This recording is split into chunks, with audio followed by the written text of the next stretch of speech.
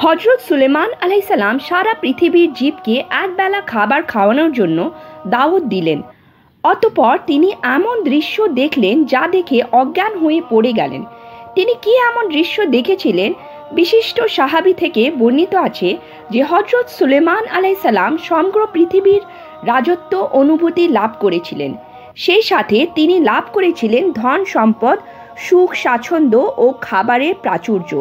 তাই একদিন তিনি মনের আনন্দে আল্লাহর দরবারে ফরিয়াদ করে বললেন, হে মহান প্রভু, আমি তোমার সৃষ্টি জীবকে একবেলা খাওয়াতে চাই। এ বিষয়ে তোমার আদেশ পেলে আমি আয়োজন শুরু করব। আল্লাহ তাআলা হজরত সুলেমান আলাইসাল্লামের দাওয়াতের কথা শুনে তাকে জানালেন, তুমি এই বিশাল আয়োজন সমাধান করতে পারবে না, কারণ আমার সৃষ্টি জীবের সংখ্যা অনেক। তাদেরকে আমি বিভিন্ন ব্যবস্থার মাধ্যমে খাবার দিয়ে থাকি, কিন্তু তুমি তা দিতে পারবে না। সকল প্রাণীর খাদ্য জোগাড় করা তোমার পক্ষে সম্ভব নয়। হজরত সুলেমান আলাইসাল্লাম এর কথা আশ্বস্ত হতে পারলেন না। তাই তিনি আল্লাহর দরবারে আবদারের সুরে বললেন, হে প্রভু, তোমার যদি সম্মতি থাকে তবে আমি নিশ্চয়ই পারবো। এতদ্রব্য তুমি দয়া করে আমাকে সম্মতি প্রদান করো। আল্লাহ তাআলা নবীর আবেদন মঞ্জুর করে বললেন, হ্যাঁ, আমি সম্মতি দিলাম। এখন চেষ্টা করে দেখো। হজরত সুলেমান আলাইসাল্লাম অনুমতি লাভ করে আয়োজন আরম্ভ করে দিলেন। জিন দ্বারা ময়দান পরিষ্কার করা ও সাজসজ্জা করার ব্যবস্থা করলেন। অতঃপর খাদ্য সংগ্রহ ও তৈরির কাজে মনোনিবেশ করলেন। মানুষ ও জিন উভয় জাতির কয়েক লক্ষ কর্মচারী নির্বাচন করলেন। পৃথিবীর বিভিন্ন এলাকা থেকে নানা ধরনের খাদ্যদ্রব্য এনে সেখানে জমা করা হলো 7,000-এর বেশি গামলাগুলো। একটি পুকুরের বড় গামলা ইত্যাদির মাপ সংখ্যা নির্ণয় করা সম্ভব ছিল না। এই অনুষ্ঠানে গরু জবে করা হলো, লক্ষাধিক ইত্যাদি জাতীয় পশু জবে করা হয়েছিল। এ অনুপাতে পাহাড়ের ন্যায় স্তূপ করে অন্যান্য খাতায় জমা করা হয়েছিল। মাঠের অর্ধেক জুড়ে দীর্ঘ 8 মাস যাবত সংগ্রহ অভিযানের পরে হলো রান্না খাদ্য তৈরির কাজ। অসংখ্য কর্মচারী একযোগে কাজ করার মাত্র 40 দিনের মধ্যে রান্না হয়ে গেল।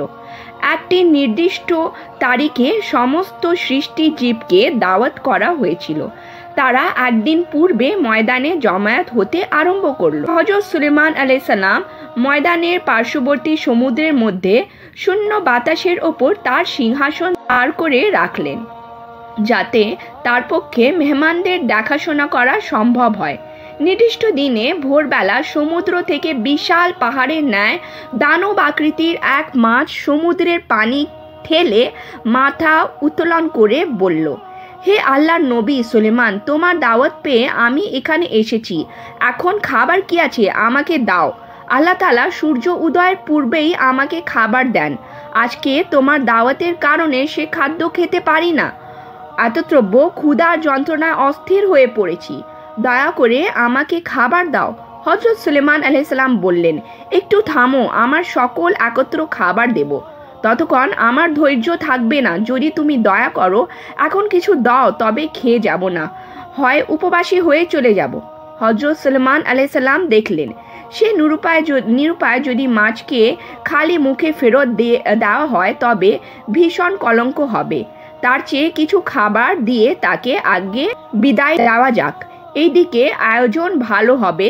তাই তিনি মাছকে বললেন, যদি তুমি অপেক্ষা করতে না পারো তাহলে ময়দানে যে সমস্ত খাবার আছে তা থেকে যা তোমার পছন্দ তাই খেয়ে যাও।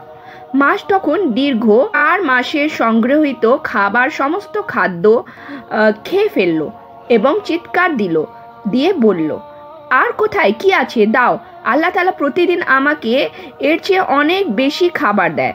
তোমার এখানে বেশি খাবার পাবো বলে আশা করে এসেছি, এখন মাত্র এইটুকু দিলে খাবার কোথায়?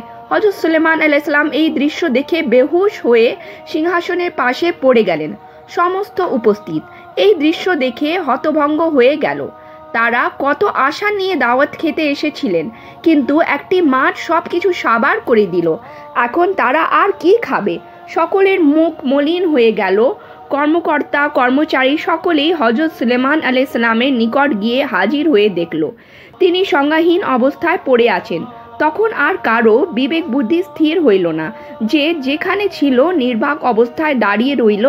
এই অবস্থা দেখে যে যার পথ ধরল। দীর্ঘ সময় পরে হজরত সুলেমান আলাইহিসসালামের জ্ঞান ফিরল। তখন তিনি সেজদায় পড়ে আল্লাহর দরবারে আরজ করে বললেন, হে দয়াময় আল্লাহ, আমি তোমার কাছে ক্ষমা চাই, আমার এই অপরাধ ক্ষমা করো। এ কথা চির সত্য যে তুমি ছাড়া এই রিজিকের মালিক আর কেউই হতে পারে না। আমি এত বড় সাম্রাজ্যের অধিপতি হয়েও এত খাদ্য জোগাড় করতে পারিনি। একটা জীবের একবেলার খাদ্য আমি দিতে সক্ষম হয়নি, আর তুমি সারা জাহানের সমস্ত জীবের খাদ্য প্রতিদিন নিয়মিতভাবে দিতে থাকো। একটি প্রাণীও অনাহারে থাকছে না। এতটুকু তোমার কুদরতে অসীম, যা বোঝার ক্ষমতা আমার নেই। আমার এই অবাঞ্ছিত আশা করা ছিল অন্যায়। আমি নিজ জ্ঞান থেকে বুঝতে পেরেছি। এখন তুমি আমাকে ক্ষমা না করলে আমি সেজদা থেকে মাথা উত্তোলন করব না। নবী তবা আল্লাহ কবুল করে ক্ষমা প্রদান করেন। হজরত সুলেমান আলাইহিসসালাম এই ঘটনার পর আর জীবনে কোনো দিন লজ্জায় আকাশের দিকে তাকাননি। বাকি জীবন তিনি এমন বিনম্রভাবে কাটিয়েছেন যে তিনি বাকি জীবন আর রাত্রিবেলায় ঘুমননি। সারা রাত তিনি এবাদতের মধ্যে কাটিয়ে দিতেন।